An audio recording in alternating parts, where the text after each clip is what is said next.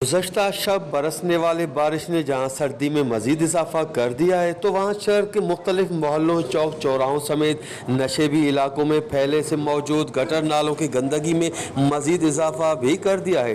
Municipal अमला और शदाद कोट का म्यूनसिपल चेयरमैन सिर्फ फोटो सेशन करवाने तक महदूद। कारकर्दी सफ़ा बुरी आहे। बरसात के अठ कलाक थी चुका आहिनि, वसंदे राति वसिया हिनमहिल ताईं को बि न पातो आहे, न साफ़ सफ़ाई न पाणी गोड़े जहिड़ो बीठो आहे।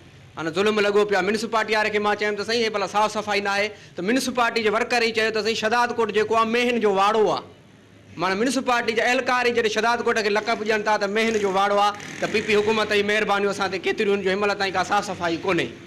शदाद कोट जी जेका हालत आहे उहा गुज़िश्ता 35 सालनि खां तव्हांजे साम्हूं ई आहे।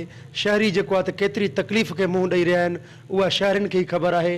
हितां जा जेके चूंडियल नुमाइंदा उहे बेख़बर रहिया आहिनि हर ॻाल्हि खां। तव्हां ॾिठो हूंदो गुज़रियल राति जेका बारिश थी आहे, उन खां पोइ शहर जी जेके घिटियूं गलियूं, शहर जा मेन चौंक चौराहा गंदे पाणी सां फुल नज़र अची रहिया आहिनि। ऐं जेका शहर में गंदगी असां ॾिसूं था पिया, गुज़िश्ता कई सालनि खां ही गंदगी जेको आहे त शहर में इते ई मौजूदु आहे। कई बीमारियूं जेको आहे त गंदगी खां पोइ जनम वठी चुकियूं आहिनि, जंहिंमें तव्हां ॾिठो हूंदो मलेरिया थी वई, चमड़ी जूं बीमारियूं। शहर जी जेका हालत आहे तमामु नाज़ुक आहे। हितां जा जेके चूंडियल नुमाइंदा आहिनि, ख़ासि करे जेको MNA ऐं MP साहिबान आहिनि, उहे बेख़बर रहिया आहिनि। असां जेके आला अमलदारनि खां घुर था कयूं त शहर जी सफ़ाई कई वञे। ऐं हिते जेको आहे त ख़ासि करे जेको हाणे नयूं बीमारियूं निकितियूं आहिनि, हिते मच्छर, मलेरिया ऐं चमड़ी जूं बीमारियूं, हेपाटाइटिस बी, खोड़ सारियूं जेके बीमारियूं इन गंदगी खां जनम वठनि थियूं।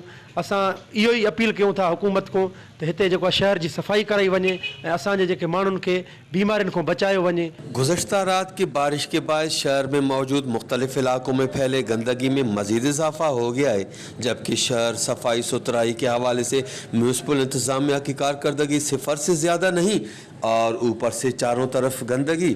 शहर गंदगिस्तान का मंजर पेश कर रहा है।